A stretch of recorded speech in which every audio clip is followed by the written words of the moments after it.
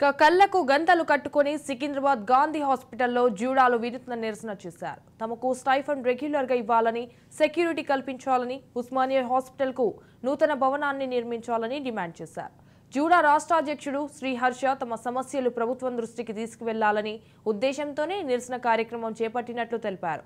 ఇక తమ సమస్యలపై ప్రభుత్వం నుండి సానుకూల స్పందన రాకపోతే సోమవారం నుంచి అత్యవసర సేవలు తప్ప అన్ని సేవలను నిలిపివేస్తామని హెచ్చరించారు. పక్క రాష్ట్రంలో లాగా ఇక్కడ కూడా గ్రీన్ ఛానల్ ఏర్పాటు చేయాలన్నారు. తమ డిమాండ్లన్నీ తమ కోసం కాదు, ప్రజల కోసం, భవిష్యత్తు తరాల కోసమేనని ప్రజలు గ్రహించాలని విజ్ఞప్తి చేశారు. మొదటగా మేము ఆలోచించేది ప్రజల గురించే. ఈ స్ట్రైక్ మేము చేస్తున్నాము అని అంటే మీకోసం, అది ప్రజలు గుర్తించాలి. ఎందుకనంటే మేము అడిగేది ఏంటండి, ఓజీహెచ్ న్యూ బిల్డింగ్ అని అడుగుతున్నాం. శిథిలావస్థలో ఉన్నటువంటి ఒక బిల్డింగ్ కనుక కుప్పగోలింది అని అంటే ఒక్కటేసారి 4000 కుటుంబాలు రోడ్డున పడతాయి. ఆ విషయం దయచేసి ప్రజలు గుర్తించాలి. ప్రజాపాలకులకు ఒక ఎత్తైన భవనం అనేది నిర్మాణం ఇంతకుముందుకు నిర్మించారు. మరి ప్రజాపాలకులకు ఒక భవనం ఏర్పరిచినప్పుడు ప్రజల సంక్షేమానికై ఒక ఆసుపత్రి నిర్మించమని అడుగుతున్నాం. మేము ప్రజల ఆరోగ్యం కోసం అడుగుతున్నాము, అది ప్రజల కోసమే చేస్తున్నాం. కానీ నాణ్యత లేని మెడికల్ కాలేజీలతో కూడా ప్రజలకే నష్టం జరుగుతుంది. మేము ఆ మెడికల్ కాలేజీలలో పూర్తిగా నాణ్యత గల డాక్టర్లు బయటికి రావాలంటే అందులో ప్రతి ఫెసిలిటీ ఉండాలి. ఆ ప్రతి ఫెసిలిటీని అప్గ్రేడ్ చేయండి అని అడుగుతున్నాం. అంటే ఇది కూడా ప్రజల కోసమే. దయచేసి ఇందులో మేము అడిగే డిమాండ్ ఏదైనా కానీ కూడా ఎండ్ ఆఫ్ ది డే అది ప్రజల మంచికే జరుగుతుంది. ఇప్పటికీ కూడా మేము నిలిపివేసింది కేవలం ఓపీ మాత్రమే.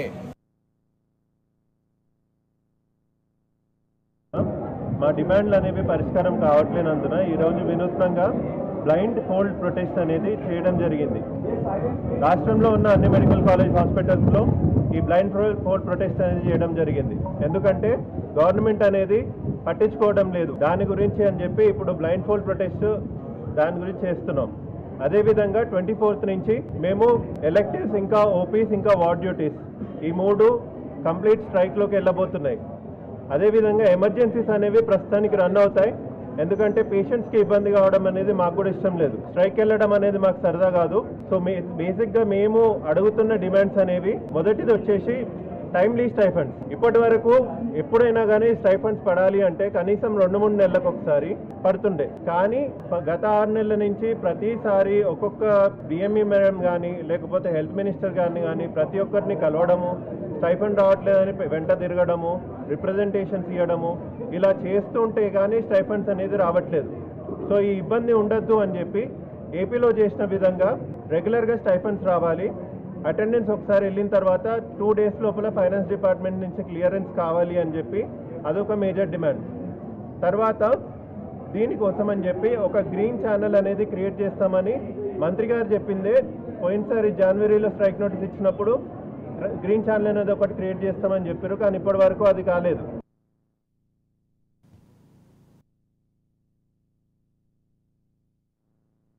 కళ్లకు గంతలు కట్టుకొని సికింద్రాబాద్ గాంధీ హాస్పిటల్లో జూడాలు వినూత్న నిరసన చేశారు. తమకు స్టైఫండ్ రెగ్యులర్ గా ఇవ్వాలని, సెక్యూరిటీ కల్పించాలని, ఉస్మానియా హాస్పిటల్ కు నూతన భవనాన్ని నిర్మించాలని డిమాండ్ చేశారు.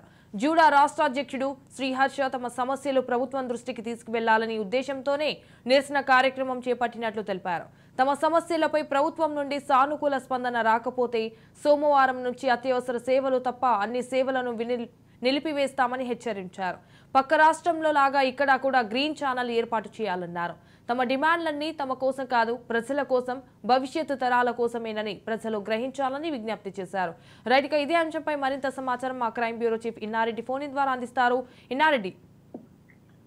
సంజన, ఈ రోజు జూనియర్ డాక్టర్లు ఇక్కడ ఉస్మానియా హాస్పిటల్లో తమ నిరసన వ్యక్తం చేయడం జరుగుతూ ఉంది.